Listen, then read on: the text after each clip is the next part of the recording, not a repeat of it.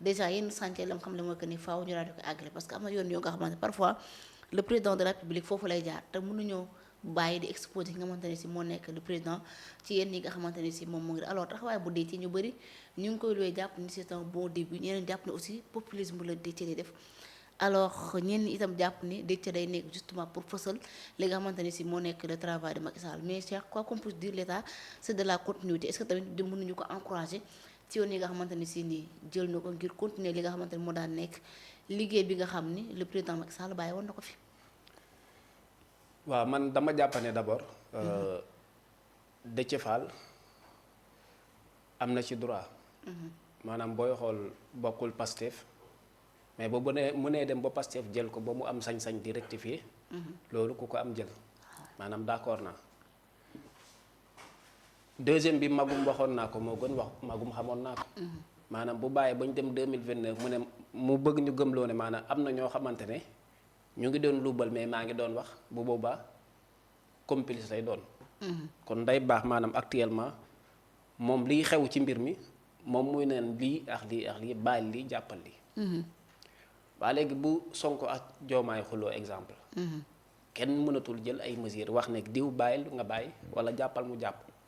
kon doxandeem sañ naa jóge fële takk fulam parce que nit ki nag li nga waddal soxlawoo ko ku ko for moom. te nguur gi jëluñu seen responsabilité ci yenn moo tax bu ñenn di la wax ne maanaam est-ce que pouvoir bi du dem ci ay loxo alliés na nga ko gëm. parce que ñun du ñuy gis dans les faits de tous les jours mooy ko ne. dañ teg ci son loxo ñoom duñ bëggut. te comme bëgguñu ko Déthié Fall réew mi la ne woon ful la moo tax mu jóge fa parce que dañ gis ne maanaam ki nga xamante ne mooy Idrissa Seck. Sénégalais yi yépp tënku ne dafa war Macky Sall dafa war askan bi dem ci Macky Sall la ñu tabb ko foofu ci diwaanu CSE mu ne réew mi bu ma woowee tey damay dem wuyu ji. Déthié Fall jàpp ne maanaam intellectuel la xajoowul maanaam du jóge feneen di dem maanaam di topp Idrissa Seck daal di génn. bi mu génnee der mbiru boppam. te Déthié nag nañ ko ci encouragé parce que. niñ traité maanaam Idrissa Seck de traître ba ne gëmul dara parce que dafa toppoon Macky Sall nit ñi dañ jàpp ne taalibe moom taalibe. Idrissa Seck la. parce que dañ ne dafa war waa sàmm sa kàddu parce que dañ ko investir ci liste maanaam dem ba ci biir gis ne. moom Déthié Fall yoxosuwaat na dem fekk ñi nga xamante ne mooy Ousmane Sonko. dégg nga seen influenceurs yi nee nañ. dafa defoon ay vocal fuité yoo xamante ne Sonko daf ko dégg moo tax Sonko fal na ñëpp bàyyi Déthié Fall ci biir. waaw léegi nag buñ demee ba gis ne maanaam dañ ko doon sanctionné ndax ay vocal yu fuité na ma yàlla baal ci kàddu gi dégg nañ ko fi émission en direct ci ñoom seen kilifa ku ne li génnoon ci kàddu Déthié Fall mooy que ne Sonko gënul kenn liggéeyu ndey ba tax maanaam mënuñu jël projet bi ñëpp jàpp si muy fal ay nitam Sonko dégg loolu. tout à fait. kon kooku noonu ñuy naan maanaam ni Idi waree noonu la waree bu demee booy soppeeku nag. di superviser réew mi ñun dañuy jël. tout à fait. waaw parce que à tout moment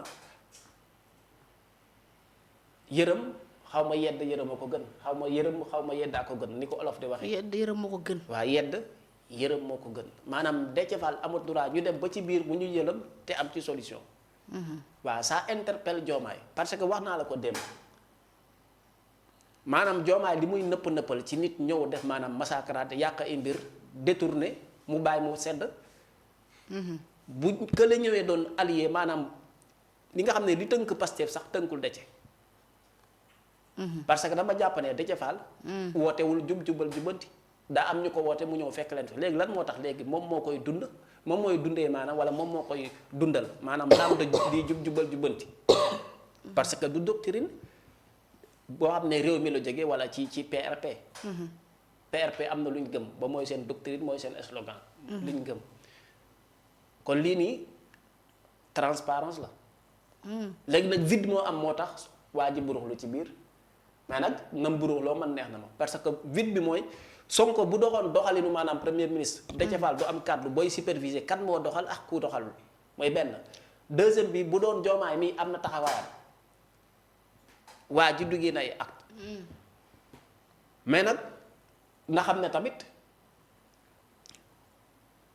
ñaar la séq ay directeur wala PCA yoo xam ne ñii Diomaye président lañ bokk bu mu ci def par parloo bu mu gis ne peut-être Sonko moo yor mbir mi boo faree Pastef mu nëppal bu dee nitu Diomaye président moo def maanaam mu bëgg a critiquer ni Diomaye amee fula ba waajooju maanaam directeur am boobu Aprosi def scandale mu dàq ko moom nay defee noonu mais bëgguma mu am jeng maanaam dóor doom làq doom man loolu laa ci bañ quoi. d'accord waaw mais même na jël mbir mi teg ko sérieux mais lii nii daal boo déggee ñuy waxtaan Déthié Fall di naan ay transparence ak consort ñi woote woon jubanti ñoo ci nekkul après nit mooy ñëw for ko parce que nit ki diñ la jox soxla woo ko.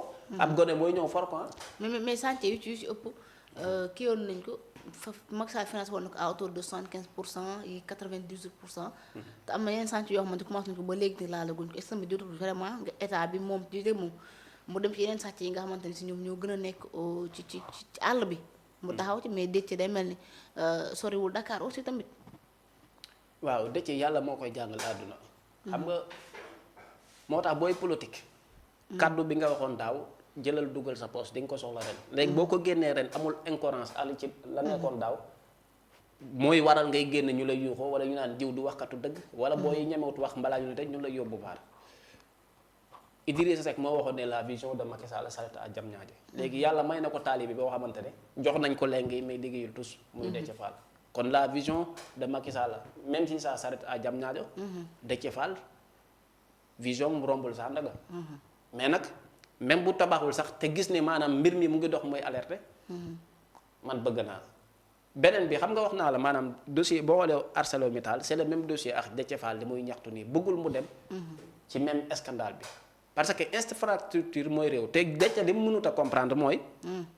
Macky Sall mun nga ko xas ci lépp ba mu des ci tabax yi. boo ko xasee ci jikko. xas ko ci doxalin xas ko ci comportement boo xoolee la mu tabax nga naw ko léegi ci naw boobu noonu nag Déthié Fall mënu ko comprendre parce que Déthié bu boobaa Déthié moo mun a doxal pour maanaam nguur gi mën a concurrencer ak Macky Sall. te moom lañ jox lépp luy tabax maanaam tabaxu primature ci loxo Déthié dañ ko teg. président seeni tabax ci Déthié dañ ko teg. lépp luy administration Ousmane Sonko ni ñu ko yéegalee ay maqaamam ba ne dañuy yéegal maanaam ay ndombal tànkam. li ni mel lañ jox Déthié Fall kon Déthié Sonko ëpp ko maanaam ëpp ko li nga xamante ne mooy nan lañ koy tuddee sax. ëpp ko xam-xam. waaw xam-xam bi non Déthié moom Sonko xam nga ne du comparable. Déthié Sonko du comparable. mais ci côté li ñu teg ci seen ndodd. parce que dañ ne au début. ministère des infrastructures rek la woon mais léegi dañoo jël lépp loo xam ne état da koy tabax Déthié moo koy jox. léegi ñii maanaam dribblage bi ñu yaakaar pour maanaam romb Macky Sall ci loxo Déthié la ne. Déthié bu échecé maanaam nguuru 5 day échec parce que comme Macky Sall maanaam tabax lañ koy yaakaare. te tabax bi Déthié ko yor. kon nag noonu la man dama jàpp ne. concurrence Macky Sall moo yombut moo tax Déthié di jël responsabilité parce que comme dañoo daw Macky raw leen. te paa bi nee na ma ñaar moo am. sa morom dañ lay raw nga daw ba dab leen toogaat 10 ans ngir entraînement mun leen a raw mais fi ñu toll nii maanaam Macky maanaam jiitu na essence yi il faut ñu dab ko te bu ñu ko taggee bu ñu ko dabee dinañ liggéeyaat 10 ans pour mun koo raw léegi Déthié nag comme genre xeetu jëlal maanaam bu baaxee yow la. bu bonee tamit wax la Sénégal yi. il a droit de dégager sa responsabilité. d'accord merci beaucoup. alors Masseck maa ngi lay dalalaat bu baax a baax alors li ñuy waxtaanee bokk na ci mu nekk mbirum Déthié Fall taxawaay bi am actuellement am na ko déjà bërki démb rek am na benn chef de chantier bu mu dàq ci li nga xamante ni si moo nekk dafa yéex a livré li nga xam ne moo nekk chantier c'est-à-dire ci wàllu woo taxawal moom li mu xam ne mooy que ni tolérance zéro la rupture est totale képp koo xamante ne la jox chantier liggéey bi. matula ko defu ko ni nga ko war a defee day am li nga xamante moo nekk des sanctions pénales que soit ñu dàq la wala ñu teg ay daan ci sa ndodd depuis loolu nag ñu bëri ñu ci def ay sorties ñu jàpp ni c'est du populisme politique ñu jàpp ni liggéeyu Macky Sall lay fësal ñeneen ñi jàpp ni aussi c'est bon pour un début mais là bu fekkente ni si moom ngi fësal liggéey bi tamit l'état c'est de la continuité déjà tête bi war na dem Thiès war na dem Mbour yeneen mbir war nañ ko mën a yokku tali entre autres li nga xam ne commencé woon nañ ko te projet yu bëri wax nañ ko l'état c'est de la continuité est-ce que loolu waruñu ko mën a nangu justement encourager ko ci yoon bi nga xamante ni si jël na ko. bon tout d'abord je pense que comme que saa waay waxee rek. Déthié Fall il est dans son rôle. de ministre des infrastructures. te aussi ku xam infrastructure xam ne bokk na ci indicateur de développement. yoo xamante ni réew dañ ko koy peut-être apposer c'est-à-dire que yow sa dëkk. bi nga nekk infrastructure yi bu ñoŋee.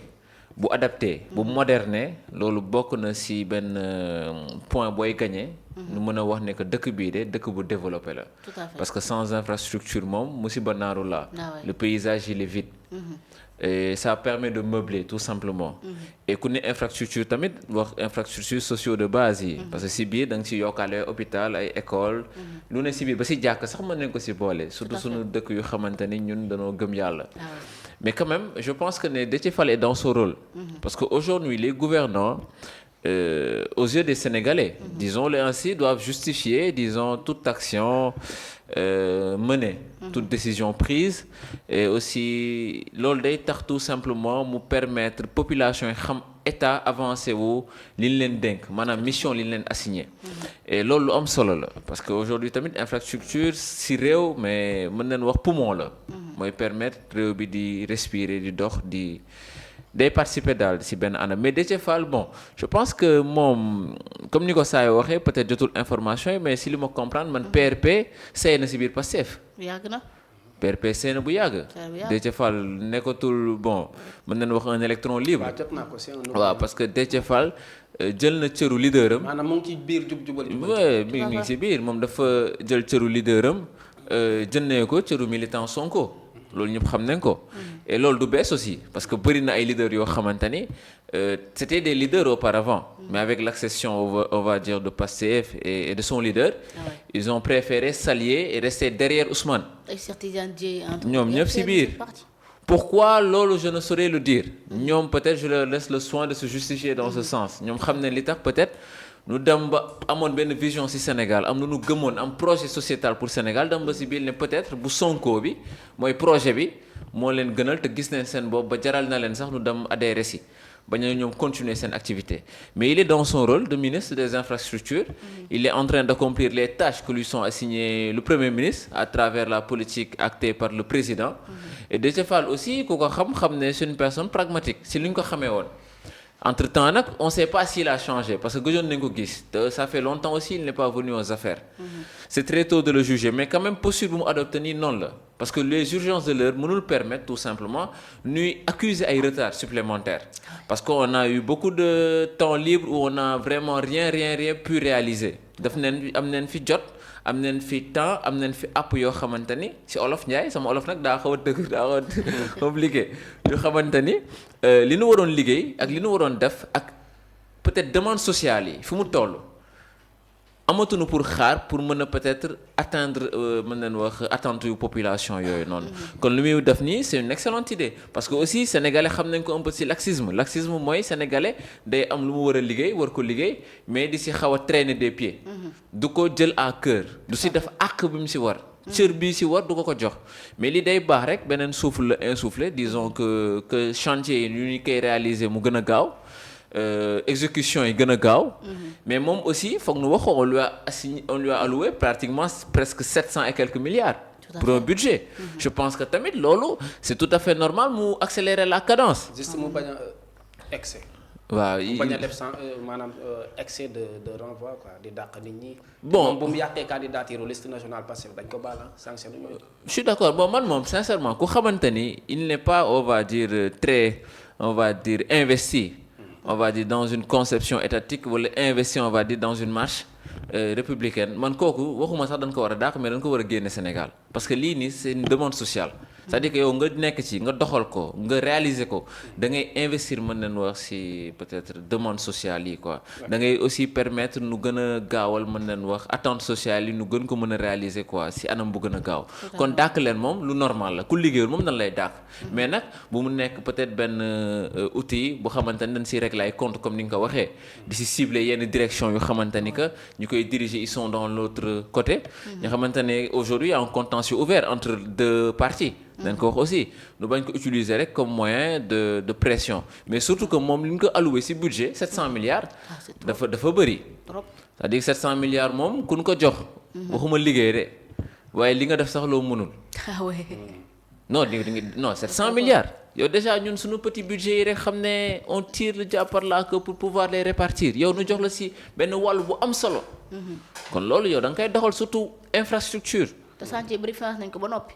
mais je pense que day ñëw rafistole rek avancer mais quand même nii la un état à travers on va dire les personnes qui l'incarnent doit être pragmatique aller dans le sens des urgences comprendre les préoccupations des populations et essayer d'apporter on va dire une réponse très rapide waaw éviter le terrain des slogans quoi ay slogan te tamit di ko na pérenniser acte mi pérenniser ko mooy na ko jëmal dëggal ko du da nga koy def ci début bi fin bi nga arrêté non de tout le long de ton magistère ce long wu temps de nomination continuer l'axe bi chaque jour nga def ay descendre sur le terrain visite de chantier foofu la ngay amee cohérence foofu la nit ñi di xamante ni li ngay def ni defoo ko pour populisme defoo ko pour exister mais da nga ko def parce que da nga ko gëm te sénégalais da nga ko soxla et c'est une réalité quoi et je pense que c'est ça.